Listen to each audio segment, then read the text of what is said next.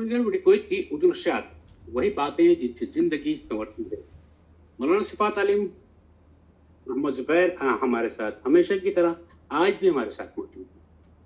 सिफात अली भाई से हमारी इतनी मोहब्बत, इतनी अकीदत हो गई है, उनसियत सी हो गई है कि बगैर उनके जुमे के दिन हमारा पता नहीं क्यों गुजारा नहीं होता। वो कहते हैं खाना हजम नहीं होता, मगर मौलाना साहब के सबसे पहले बहुत अकीदत से, एहतराम से और प्यार के साथ, अस्सलाम वालेकुम मौलाना साहब, क्या हाल चाल है आपके? वालेकुम अस्सलाम वरहमतुल्लाहि वबरकातुहू। अल्लाह ताला आपको सलामत रखे अब्दुल्ला भाई, और रेडियो कोयत के तमाम सामईन और सामियात को भी अल्लाह ताला सलामत रखे, खैर व आफ़ियत से रखे। हम अल्लाह के लिए आप सबसे मोहब्बत करते हैं और अल्लाह से दुआ करते हैं कि अल्लाह ताला इस मोहब्बत को बरकरार रखे। सही हो गया मौलाना साहब, माशाल्लाह माशाल्लाह, सुभान अल्लाह। और वही बात है मौलाना सिफात अली मोहम्मद जुबैर के, जब मैं मिलता हूँ, जब हालांकि मैंने इनको कहा हुआ है कि कभी कभी हम लोग आपस में ये मोहब्बत, ये खुलूस थोड़ा सा बढ़ाने की कोशिश करें, क्योंकि होटल भी खुल गए हैं अब, वैसे हम लोग जी मिल सकते हाँ, हैं बहुत बिल्कुल सारी जगह पे इंशाअल्लाह ज़रूर। दावतों में। नहीं, इनायतें बहुत हैं और आपकी दावतें वाकई बहुत ही मेयारी होती हैं। अल्लाह ताला हम सबको जो है ना एक जगह जमा करे और कोरोना की ये इंशाल्लाह आफत अल्लाह ताला जल्द से जल्द हमारे सरों से दूर फरमाए। इंशाअल्लाह सारे हालात नॉर्मल हो जाएंगे इंशाअल्लाह। इंशाल्लाह। और आने यार एक बात मैं बताता चलो, मौलाना सिफात अली मोहम्मद जुबैर के घर एक दफा मैं गया था, तो वहाँ पे मछलियाँ बहुत अच्छी बनी थी, और दोबारा जी मछली खाने आऊंगा, ये वादा इंशाअल्लाह, रहा। ज़रूर ज़रूर इंशाअल्लाह अब्दुल्ला भाई। थोड़ा बातों को सिलसिला थोड़ा सा और आगे करेंगे। आज का हमारा तमहीदी गुफ्तगू जिस पे आज मौलाना सिफात अली मोहम्मद जुबैर करने वाले हैं, वो है बच्चों में सरकशी और तशद्दुद का रुझान, असबाब और उनका इलाज। इसके मौजू पर जी अब्दुल्ला भाई, बात हो। बच्चों में सरकशी, तशद्दुद और बगावत का रुझान आज आम होता जा रहा है, जिसकी बुनियाद पर बच्चे ज़रूरत से ज़्यादा हरकत करते हैं, चीखते चिल्लाते हैं, सामान उठाकर फेंकते हैं, उल्टी सीधी बातें करते हैं, गुस्सा दिलाने वाला काम करते हैं, दूसरों के साथ ताउन करना पसंद नहीं करते, अनानियत का शिकार हो जाते हैं। इस तरह माँ बाप परेशान होकर शिकायत करते हैं कि हमारे बच्चे ख़राब हो गए। इस सरकशी, तशद्दुद और बगावत के क्या असबाब हो सकते हैं और इसका इलाज क्यों कर मुमकिन है? सबसे पहले आइए इसके असबाब को जानते हैं। इसके असबाब तो बहुत सारे हैं जो बच्चों को तशद्दुद पर, सरकशी पर आमादा करते हैं, जिनमें बुनियादी तौर पर सबसे पहले नंबर पर बच्चों और बच्चियों को बचपन से ही दीनी और अखलाक़ी तरबियत से महरूम रखना है। बच्चों की बचपन में दीनी तरबियत नहीं करेंगे, उन्हें अखलाक़ी तरबियत से आरास्ता नहीं करेंगे, उन्हें इस्लामी आदाब नहीं सिखाएंगे, तो उनमें सरकशी और बगावत का रुझान पैदा होना फितरी बात है। दूसरे नंबर पर बड़ों का ज़रूरत से ज़्यादा दबाव बच्चों की चाहत पूरी करने में रुकावट बनता है।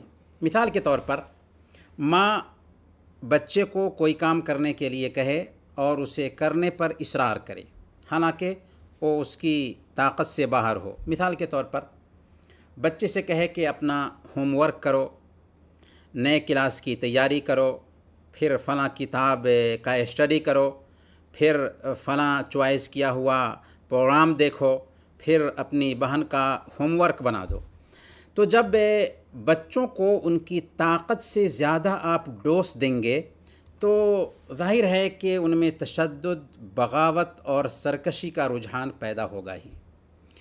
बच्चों में तशद्दुद, सरकशी का रुझान पैदा करने की तीसरी वजह बेजा लाड प्यार है। माँ बाप अपने बच्चों की हर ख्वाहिश हर वक्त, हर फुर्सत में पूरी करने के लिए तैयार हों, और जब बच्चे इस चाव और लाड प्यार के आदी हो जाते हैं तो बाद में उनकी कोई मांग पूरी नहीं होती, तो आदत से मजबूर बच्चे तशद्दुद और बगावत पर आमादा हो जाते हैं, चीखते चिल्लाते, ज़मीन पर लोट पोट करते और सरकशी पर आमादा हो जाते हैं। چوتھی وجہ فیملی کے افراد کے اندر ہی غلط نمونہ کا پایا جانا بھی بچوں کو تشدد اور سرکشی پر آمادہ کرتا ہے۔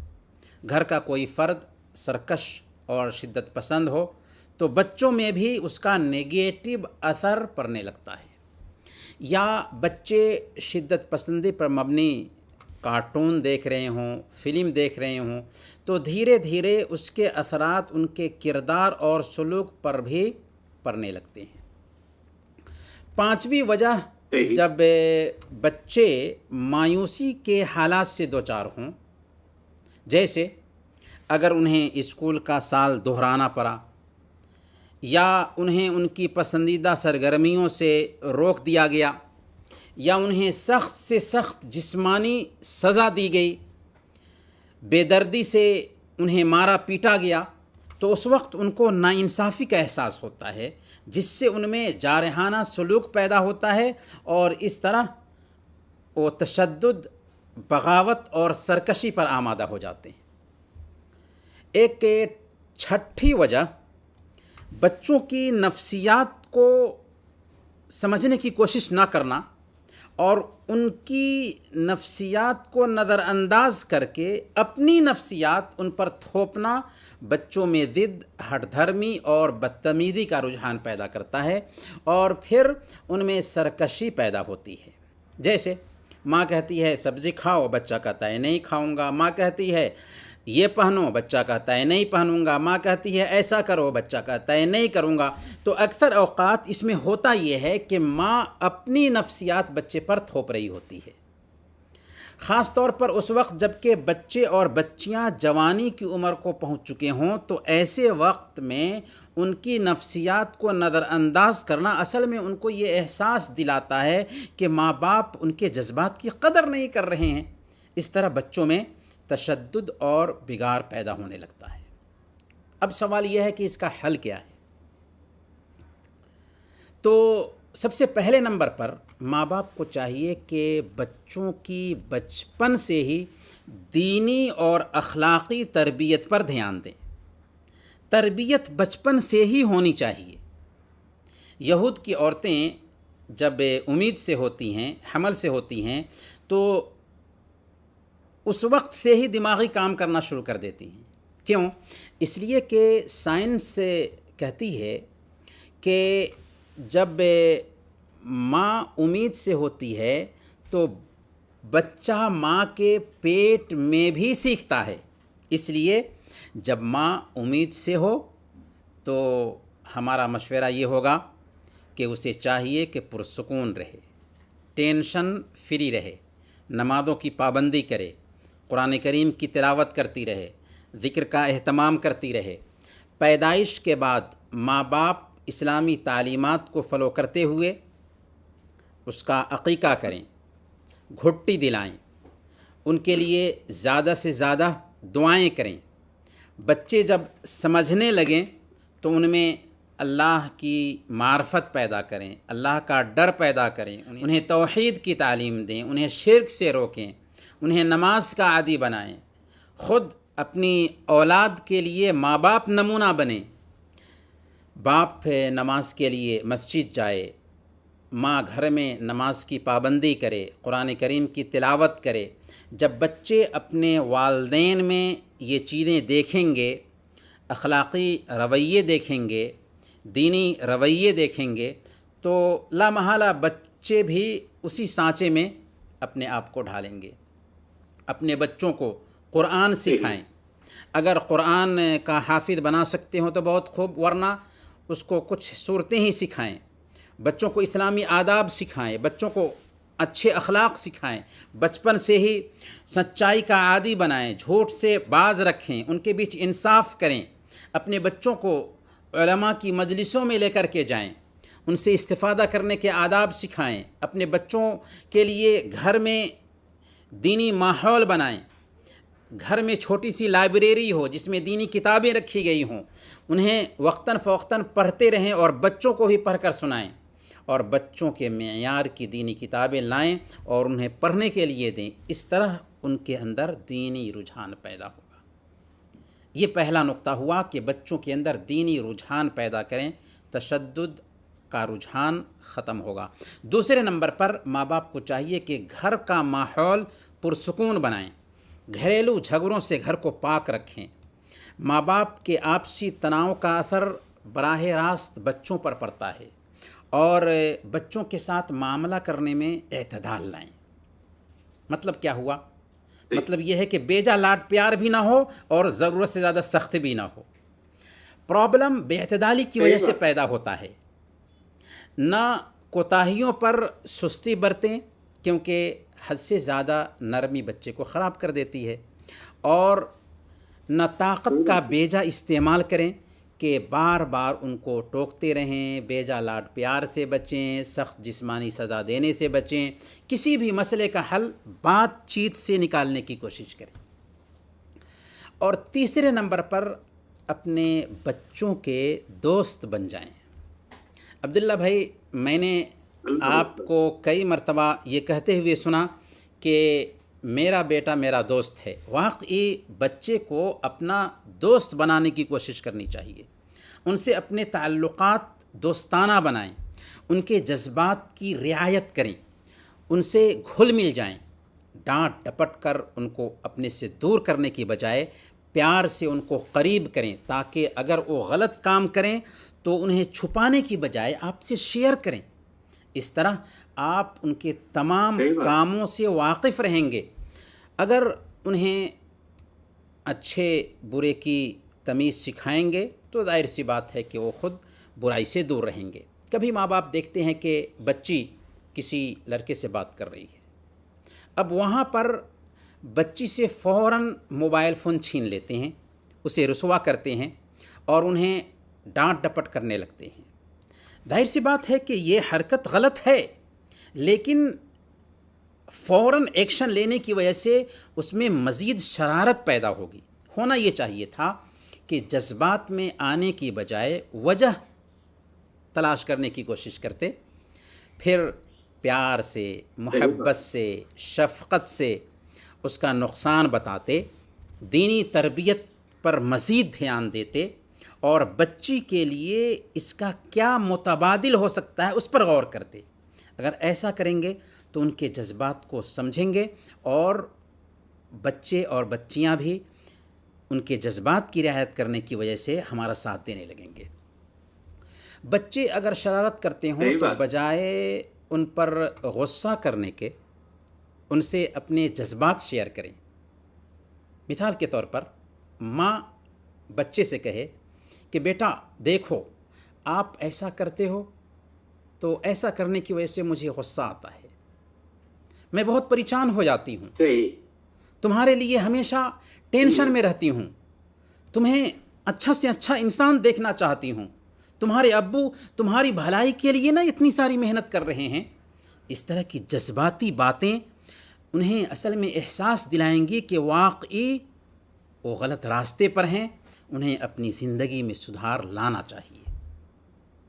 بچوں کو تربیت دیں کہ ہر بات میں غصہ نہیں کرنا چاہیے، بلکہ اپنے نفس پر کنٹرول رکھنا چاہیے، اور غصہ کو پینے کی عادت ڈالنی چاہیے۔ پارک اور کھلی فضا میں ان کو لے کر کے جائیں، کھیل کود اور جسمانی ورزش کا بھی موقع فراہم کریں۔ ماں کو چاہیے کہ بچوں میں تشدد کے اسباب کیا ہیں ان کا پتہ لگائیں، تاکہ ماں باپ دونوں مل کر اس کا بہترین حل تلاش کر سکیں۔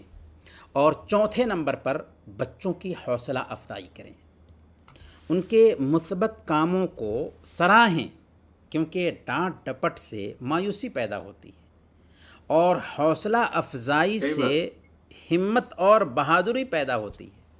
مثال کے طور پر آپ کا بچہ اگر کلاس میں کم نمبر لایا ہے تو اس کو ڈانٹ ڈپٹ کرنے کی بجائے ہمت دیں، کیونکہ ہمت سے بچہ آگے بڑھے گا اور مزید محنت کرے گا۔ اہمیت دیں، جی، ان کی باتوں کو اہمیت دیں، انہیں غور سے سنیں اور اپنی دلچسپی کا مظاہرہ کریں۔ ان سے ان کی جھجک بھی ختم ہوگی اور وہ اعتماد سے اپنی بات دوسروں کے سامنے بھی رکھنے کے قابل بن سکیں گے۔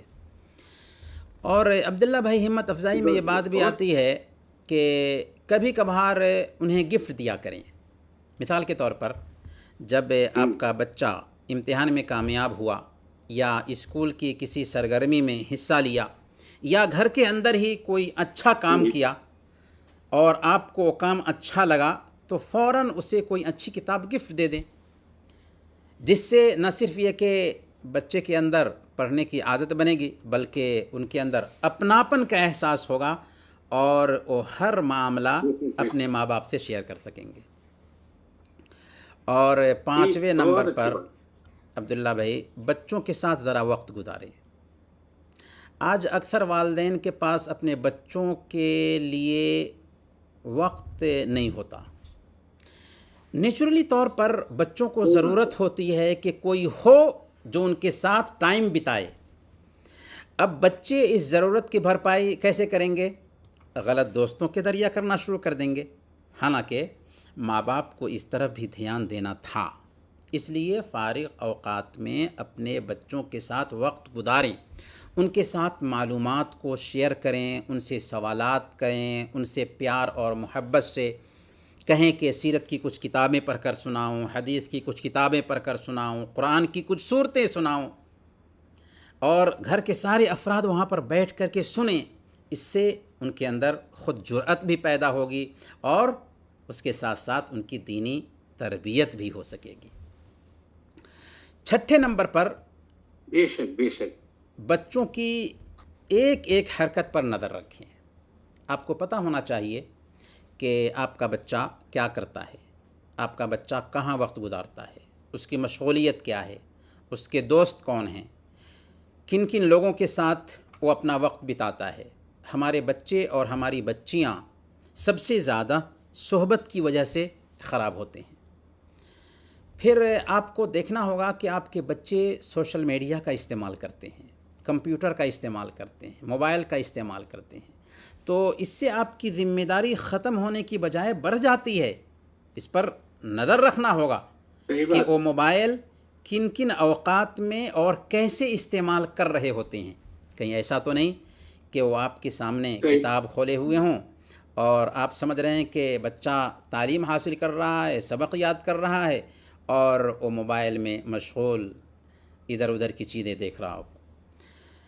پر کیف یہ کچھ اہم باتیں تھیں جنہیں اگر والدین اپنے سامنے رکھتے ہوئے اپنے بچوں کی تربیت پر دھیان دیں تو میں سمجھتا ہوں کہ ان میں سرکشی، بغاوت اور تشدد کا رجحان پیدا نہیں ہوگا، اور اگر ہو بھی تو بہت حد تک کم ہو جائے گا انشاءاللہ۔ ماشاءاللہ، سبحان اللہ، ماشاءاللہ، مدلل اور بہت ہی تجربہ کار گفتگو سامعین کرام ریڈیو کویت کی درشات سے۔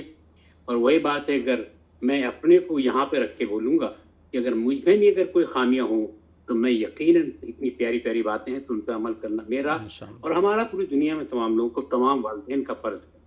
تو مولانا صاحب، بات کا سلسلہ تھوڑا سا اور آگے بڑھاتے ہیں۔ ہمارے ساتھ ایک سوال بڑا مشکل سے آیا ہے، شوہر بیوی کے اختلافات بھی گھر کے ماحول کو خراب کر دیتے ہیں، اس کا شریعت میں کیا علاج ہے؟ جی عبداللہ بھائی، شوہر بیوی میں اختلاف ہو سکتا ہے، کیونکہ اللہ تعالیٰ نے شوہر کی طبیعت الگ رکھی ہے، بیوی کی طبیعت الگ رکھی ہے۔ اس لیے ازدواجی زندگی کو اگر ہم دیکھیں تو یہ اصل میں برداشت کرنے کا نام ہے۔ اس لیے شوہر سے ہم یہ کہیں گے کہ آپ برداشت کریں۔ اللہ کے نبی صلی اللہ علیہ وسلم نے فارمولہ دیا کہ لا یفرق مؤمن مؤمنۃ ان کرہ منہا خلقا رضی منہا آخر، کہ ایک مومن اپنی مومنہ بیوی کو ناپسند نہ کرے۔ اگر اس کی کوئی ایک عادت اس کو پسند نہیں ہے تو دوسری بہت ساری عادتیں ہوں گی جو اس کو پسند ہوں گی۔ اور قرآن نے بھی یہی اصول دیا کہ فَإِن كَرِهْتُمُوهُنَّ فَعَسَىٰ أَن تَكْرَهُوا شَيْئًا وَيَجْعَلَ اللَّهُ فِيهِ خَيْرًا كَثِيرًا، کہ اگر تم اپنی بیوی کے اندر کوئی ادا پسند نہیں کرتے ہو تو بہت ساری ایسی ادائیں ہوں گی جو تم پسند کرتے ہوگے اور اللہ تعالیٰ نے اس کے اندر بھلائی رکھی ہوگی۔ اس لیے خوبی پر نگاہ رکھنا چاہیے، خامی کو نظر انداز کرنے کی کوشش کرنی چاہیے۔ اور ہمارے حبیب جو ہم سب کے آئیڈیل ہیں، انہوں نے کیا فرمایا خیرکم خیرکم لأہلہ وانا خیرکم لأہلی، تم میں سب سے بہتر وہ ہے جو اپنے گھر والوں کے لیے بہتر ہو، اور میں تم سب میں اپنے گھر والوں کے لیے بہتر ہوں۔ اس لیے ہم یہ عرض کریں گے کہ ماشاء اللہ۔ شوہر کو چاہیے کہ بیوی کے جذبات کی رعایت کرے، دباؤ قائم رکھنے کی عادت چھوڑیں۔ بیوی کوئی خادمہ یا نوکرانی نہیں ہے، بلکہ لائف پارٹنر ہے، شریک زندگی ہے، اس کے ساتھ دوستانہ رویہ ہونا چاہیے۔ کسی بھی معاملے میں اپنی رائے بیوی پر تھوپنا اور دبدبا قائم کرنے کی کوشش کرنا غلط ہے۔ اور سب سے اہم بات یہاں پر یہ بھی ہے کہ بیوی کی خدمات کو سراہیں۔ وہ دن بھر آپ کے لیے تھکتی ہے، آپ کے کپڑے دھلتی ہے، آپ کا کھانا بناتی ہے، آپ کے بچوں کو سنبھالتی ہے، آپ کے گھر کو صاف کرتی ہے، تو آپ کی تعریف کے چند بول جو ہوں گے نا، وہ اس کے سارے تکان کو بھلا دیں گے، اور پھر وہ تازہ دم ہو کر کے آپ کی خدمت میں لگ جائے گی۔ تو یہ تو شوہر کے لیے نصیحت ہے۔ بیوی کے لیے ہم یہ عرض کریں گے کہ بیوی کو چاہیے کہ وہ یہ سوچے کہ شوہر ہی ہمارے لیے جنت اور جہنم ہے۔ اگر خدمت کریں گے تو جنت ملے گی، نافرمانی کریں گے تو جہنم میں جائیں گے۔ اور اللہ کے نبی صلی اللہ علیہ وسلم نے ایک قاعدہ بتا دیا کہ لو كنت آمر احدا ان يسجد لاحد لامرت المرأة ان تسجد لزوجها، کہ اگر میں کسی کو حکم دیتا کہ کسی دوسرے کو سجدہ کرے تو ایک عورت کو حکم دیتا کہ وہ اپنے شوہر کو سجدہ کرے۔ تو یہ ہے شوہر کا حق۔ اس لیے بیوی کو چاہیے کہ اگر کوئی اختلاف ہوتا ہے گھر میں، اختلاف ہو سکتا ہے، اختلاف ہوتا ہے تو فوراً خاموشی اختیار کرے، بات بالکل نہ کرے، جواب بھی دے تو نرمی سے، پست آواز میں، اونچی آواز میں ہرگز بات نہ کرے۔ اس سے پریشانی بڑھے گی، اختلاف حل ہونے کی بجائے اور پیچیدہ ہوتا جائے گا۔ اور غلطی اگر شوہر کی بھی ہو، زیادتی شوہر نے بھی کیا ہو، پر آگے بڑھ کر کے خود سے معافی مانگ لیں، کھل کر کہیں ایکسکیوز می، مجھے معاف کر دیں۔ اس سے آپ تو چھوٹی نہیں ہو جائیں گی نا، لیکن اس کا اثر یہ ہوگا کہ آپ کا شوہر آپ کا غلام بن جائے گا۔ اور اختلاف کو دور کرنے کے لیے مناسب وقت کا چوائس کریں، اور اپنے بچوں کے بیچ کسی طرح کے اختلاف کی بات نہ کریں۔ اپنے مسائل کو خود سے حل کریں، دوسروں کو بیچ میں نہ لائیں۔ ہاں، مسئلہ اگر سخت ہو جاتا ہے تو کسی دوسرے سے مشورہ لے سکتے ہیں، لیکن کافی حد تک آپس میں مسئلے کو سلجھانے کی کوشش کریں، اور پرانے اختلافات کو کبھی بھی جسے آپ بھلا چکے ہوں کریت کر اسے سامنے نہ لائیں۔ اس سے اختلاف مزید بڑھے گا، اور آپس میں محبت کو بڑھانے کی کوشش کریں۔ شوہر کو ہو سکتا ہے تو انہی کے پیسے سے کچھ گفٹ دینے کی کوشش کریں، ان کی پسند کا کھانا بنا کر انہیں دیں، ہمیشہ شوہر کو خوش رکھنے کی کوشش کریں۔ یاد رکھیں کہ آپ کا شوہر آپ کی زندگی میں بہت زیادہ اہمیت رکھنے والی ذات ہے، اس لیے بچوں کا بہانہ کر کے اپنے شوہر کی خدمت کو نظر انداز کریں گے تو اختلاف ہوگا ہی۔ یہ کچھ باتیں ہیں، اگر شوہر نے ان کو برتا اپنی زندگی میں اور بیوی نے انہیں برتا اپنی زندگی میں، تو اس زواجی زندگی میں جو اختلافات ہوتے ہیں بہت حد تک کم ہو جائیں گے، اور زندگی خوشگوار رہے گی انشاءاللہ۔ اچھا مولانا صاحب، چھوٹے چھوٹے سے کچھ سوالات ہیں کہ جن لوگوں نے اب تک شوال کے روزے نہیں رکھے، کیا ابھی بھی وہ رکھ سکتے ہیں؟ جی ہاں عبداللہ بھائی، شوال کے روزوں کے بارے میں اللہ کے نبی صلی اللہ علیہ وسلم کی حدیث ہے کہ من صام رمضان ثم اتبعہ ستہ من شوال کانا کصیام الدہر، کہ جس نے رمضان کے روزے رکھے پھر اس کے بعد شوال کے 6 روزے رکھ لیے تو وہ ہمیشہ روزہ رکھنے کا اس کو ثواب ملے گا۔ تو آدھا شوال گزر چکا ہے، ابھی بھی موقع ہے، یہ 6 روزے رکھے جا سکتے ہیں، کیونکہ 6 روزے اگر ہم رکھتے ہیں تو ہمیشہ روزہ رکھنے کا ثواب ملے گا۔ ہمارے ایک دوست ہیں محی الدین صاحب، ان کا بیٹا تقریباً 7 سال کا ہے، امسال اس نے پورے رمضان کے روزے رکھے، اور اس کے والد نے رمضان کے بعد اس سے کہا کہ بیٹا اگر آپ شوال کے 6 روزے بھی رکھو گے تو صرف 1 مہینہ نہیں پورے سال روزہ رکھنے کا ثواب ملے گا۔ چنانچہ الحمدللہ بچے نے شوال کے 6 روزے بھی مکمل کر لیے۔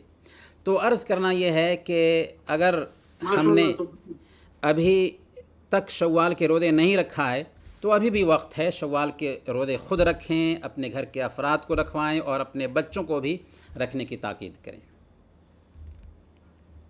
آمین ثم آمین، الحمد۔ اور مولانا صاحب ایک سوال اور ہے، کسی حرام کاروبار کے لیے دکان کرائے پر دیا جا سکتا ہے؟ اگر کوئی بندہ حرام کاروبار کرنا چاہتا ہے تو ایسے آدمی کو اپنی دکان کرائے پر دینا جائز نہیں ہوگا، کیونکہ اللہ رب العالمین نے فرمایا کہ وَتَعَاوَنُوا عَلَى الْبِرِّ وَالتَّقْوَى وَلَا تَعَاوَنُوا عَلَى الْإِثْمِ وَالْعُدْوَانِ، نیکی اور بھلائی کے کام میں ایک دوسرے کا ساتھ دو، سرکشی اور گناہ کے کام میں ایک دوسرے کا ساتھ مت دو۔